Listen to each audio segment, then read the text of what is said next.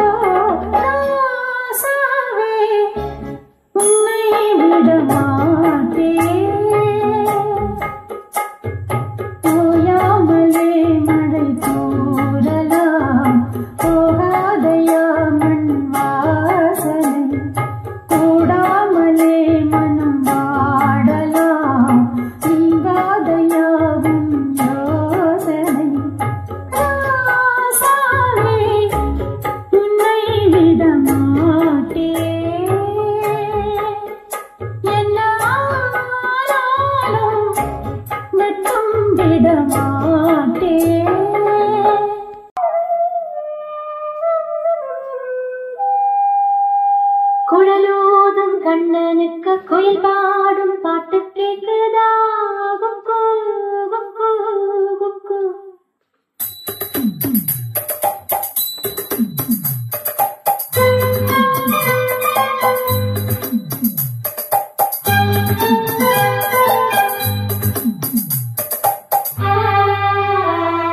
குழலோதும் கண்ணனுக்கு குயில் பாடும் பாட்டு கேக்குதா குக்கு என் குரலோடு மச்சா உங்க குழலோச போட்டி போடுதா இளையாடு போகும் தலையாட்டம் பாரு இளையாடு போகும் நாயின் தலையாட்டம் பாரு பாரு குழலோடும் கண்ணனுக்கு குயில் பாடும் பாட்டு கேட்குதா குக்கு குக்கு குக்கு